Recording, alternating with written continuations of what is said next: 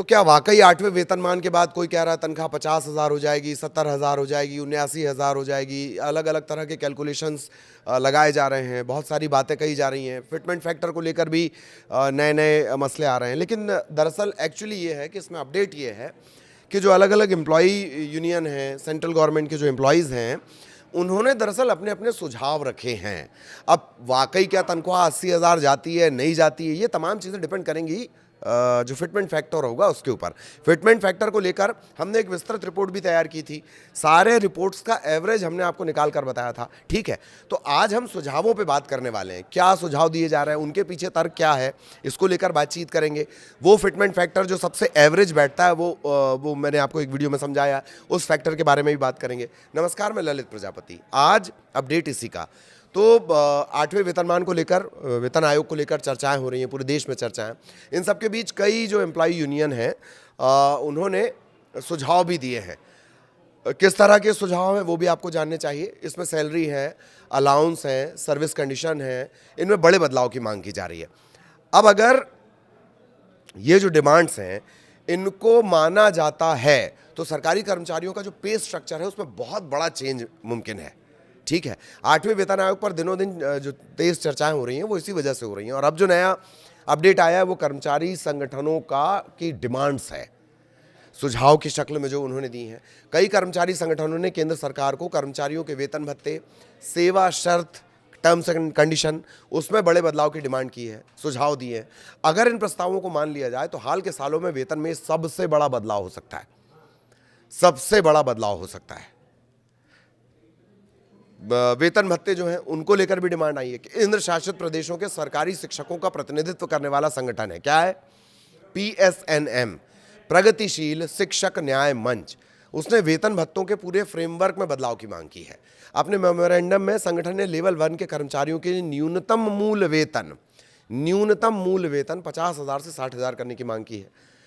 7वें वेतन आयोग का जो मौजूदा वेतन था वो कितना था, 18,000 रुपए, उसे 50 से 60,000 करने की डिमांड की जा रही है। और क्या क्या प्रस्ताव आए वो भी जान लीजिए। जो ये यूनियन है जिसका हमने नाम लिया, टीचर्स यूनियन, ये 2.62 से 3.83 के बीच का फिटमेंट फैक्टर चाहती है। फिटमेंट फैक्टर फिलहाल कितना है, 7वें वेतन आयोग में कितना था, 2.57 था। इसके अलावा ये चाह रहे हैं 6 से 7% की एनुअल इंक्रीमेंट की भी डिमांड है, जो फिलहाल कितनी है, 3%। ये 3% से दोगुने से भी ज्यादा है। 6 से 7% एनुअल इंक्रीमेंट की डिमांड की जा रही है। संगठन के अनुसार ये बदलाव बढ़ती महंगाई के साथ तालमेल बिठाने के लिए बहुत ज़्यादा ज़रूरी है। इन बदलावों के चलते आय में सही मायने में बढ़ोतरी सुनिश्चित करने में मदद मिलेगी। अच्छा, जो PSNM है, जो संगठन है, वो कुछ स्ट्रक्चरल रिफॉर्म की भी सिफारिश करता है। ठीक, कि भाई थोड़ा सा स्ट्रक्चर जो है उसमें ही बदलाव होना चाहिए, मतलब एक ही ढर्रे पर नहीं चलना चाहिए। जैसे एग्जाम्पल क्या, महंगाई भत्ता जब 50% तक पहुंच जाए तो उसे मूल वेतन में मिला देना चाहिए और DA के कैलकुलेशन को उससे और ज़्यादा सटीक बनाया जाए। जैसे 58% DA था, 7वें वेतन आयोग की बात कर रहे हैं, फिर सरकार ने अभी अप्रैल में ऐलान किया वो 60% पहुंच गया। इनका कहना है कि जैसे ही 50% पहुंचे आप उसको बेसिक सैलरी में जोड़ दो। ठीक, चिल्ड्रन एजुकेशन अलाउंस में भी काफ़ी बढ़ोतरी की डिमांड की जा रही है। मौजूदा समय ये 2,800 रुपये, कह रहे हैं 7,000 रुपये प्रति माह प्रति बच्चा इसे किया जाए। ज़्यादा भत्ते, ज़्यादा फायदे की डिमांड की जा रही है। भत्तों के मामले में शिक्षकों का जो संगठन है वो हाउस रेंट अलाउंस HRA को मौजूदा 10 और 20% से बढ़ाकर 10, 20 और 30 से बढ़ाकर 12%, 24%, 36% करने का प्रस्ताव देता है। 10, 20, 30, अब क्या बोल रहे हैं, 12, 12 दूनी 24, 12 36, ये 3 स्लैब। ट्रांसपोर्ट अलाउंस को बढ़ाकर कम से कम 9,000 रुपये करने की सिफारिश की गई है। इसमें DA से जुड़े अतिरिक्त बदलाव भी शामिल होंगे। बाकी की क्या डिमांड्स हैं, 2,000 रुपये प्रति माह का डिजिटल सपोर्ट अलाउंस मिलना चाहिए, छुट्टियों के ज़्यादा अधिकार मिलने चाहिए, रिटायरमेंट के समय जो अर्न लीव होती है EL, उसे भुनाने की जो मौजूदा सीमा है वो 300 दिन की है, उसको बढ़ाकर 400 दिन कर दिया जाए। कि भाई EL हमें अभी इन कैश नहीं करनी है, हम चाह रहे हैं कि हम 400 दिनों के भीतर उसको कैश करें, अभी वो 300 दिन है। इसके अलावा पीएसएनएम ने पुरानी पेंशन योजना ओपीएस को बहाल करने की मांग की है, ग्रेच्युटी की सीमा को बढ़ाकर 50 लाख रुपए तक करने, ग्रुप इंश्योरेंस कवरेज को बेहतर बनाने और ज़्यादा बार प्रमोशन देकर करियर में तेज़ी से आगे बढ़ने की मांग की है। हालांकि इन मांगों को देखकर लगता है, क्या आपको लगता है ऐसा? आप कमेंट में बता देना कि ये मांगे मानी जाएंगी। ठीक, वेतन में 4 गुना बढ़ोतरी की डिमांड की जा रही है। एक और जोरदार प्रस्ताव, ये किसकी तरफ से आया? एक और संगठन है, भारतीय प्रतिरक्षा मजदूर संघ, BPMS। वो कह रहा है कि मिनिमम बेसिक पे में 4 गुना बढ़ोतरी करके इसे 72,000 कर दिया जाए। पिछला संगठन क्या कह रहा था? 50 से 60,000 कर दो। ये कह रहा है कि 72,000 रुपए कर दिया जाए। 4 का फिटमेंट फैक्टर मांगा गया है। संघ ने शीर्ष स्तरीय पदों के लिए अधिकतम वेतन 10 लाख रुपए रखने का प्रस्ताव दिया है और इनके सुझाए गए वेतन ढांचे के तहत शुरुआती स्तर के वेतन में भारी बढ़ोतरी होगी। लेवल 1 का जो वेतन है वो 18 से बढ़कर 72,000 हो जाएगा। दूसरे संगठन की हम बात कर रहे हैं, 18 से बढ़कर 72 हो जाएगा। हायर लेवल पर वेतन उसी अनुपात में बढ़कर 18 पर लेवल 18 पर कितना हो जाएगा? 10 लाख रुपए तक पहुंच जाएगा। फिटमेंट फैक्टर और सालाना इंक्रीमेंट को लेकर ये क्या प्रस्ताव रख रहे हैं, क्या डिमांड्स हैं इनकी?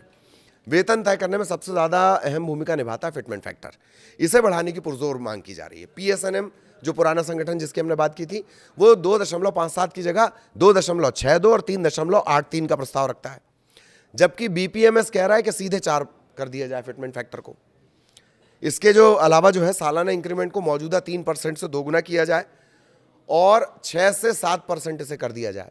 संगठनों का कहना यह है कि बढ़ती महंगाई और जीवन यापन की लागत को देखते हुए आय में ये बढ़ोतरी बेहद ज़रूरी है।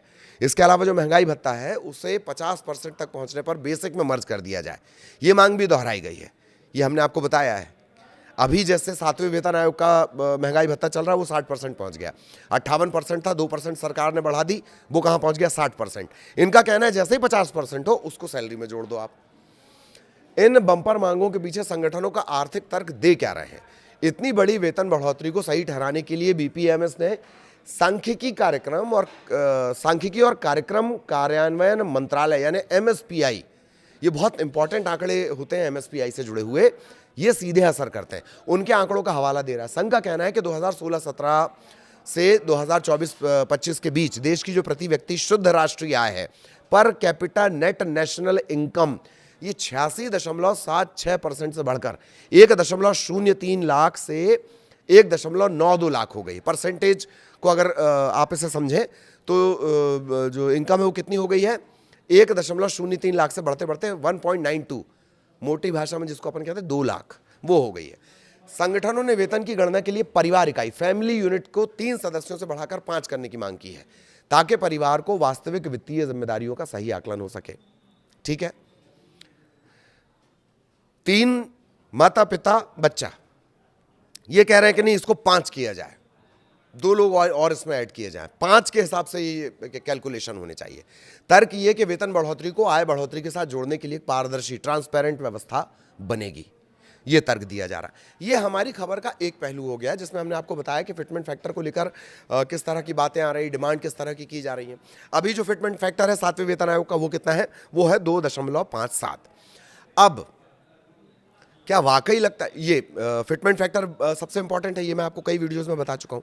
एक और महत्वपूर्ण बात जान लीजिए कि जो फिटमेंट फैक्टर है उसका सीधा असर, ये जो सैलरी बढ़ाई जाएगी, भत्ते बढ़ाए जाएंगे, इसका सीधा असर सरकार की सेहत पर भी पड़ेगा।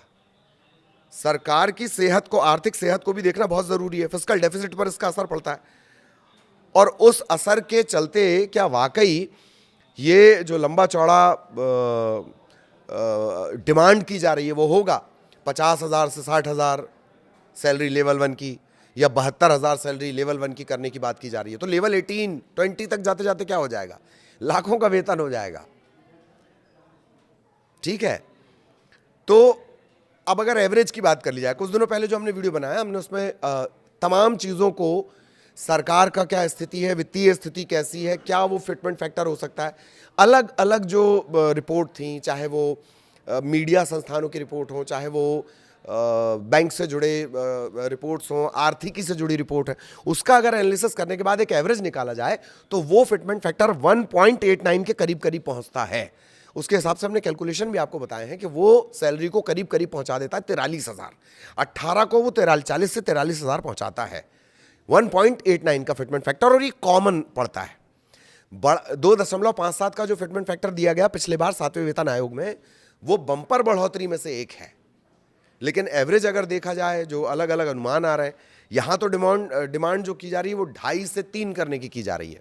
एक संगठन तो कह रहा है फिटमेंट फैक्टर को 4 कर दो, लेकिन फिटमेंट फैक्टर का गणित ये कहता है सबका अगर एवरेज मिला लिया जाए अलग अलग संस्थानों का, जैसे पॉलिटिक्स में आप सुनते हैं पोल ऑफ पोल्स, तो ऐसे ही रिपोर्ट्स ऑफ रिपोर्ट को अगर देखा जाए, उसका एक एवरेज निकाला जाए तो वो 1.89 1.90 के आसपास फिटमेंट फैक्टर पहुंचता है, और उसके हिसाब से लेवल 1 की सैलरी पहुंचती है 43 के आसपास, जो अभी तक प्रैक्टिकली सबसे करीब लगता है। अब क्या इस पे होता है, सरकार इन सुझावों को मानती है नहीं मानती है, क्या फिटमेंट फैक्टर तय किया जाता है, क्या स्ट्रक्चर में भी कोई तब्दीली की जाती है, इसके लिए तो भाई इंतजार करना होगा। आगे भी जो अपडेट होगा वो हम आप तक पहुंचाएंगे। नमस्कार।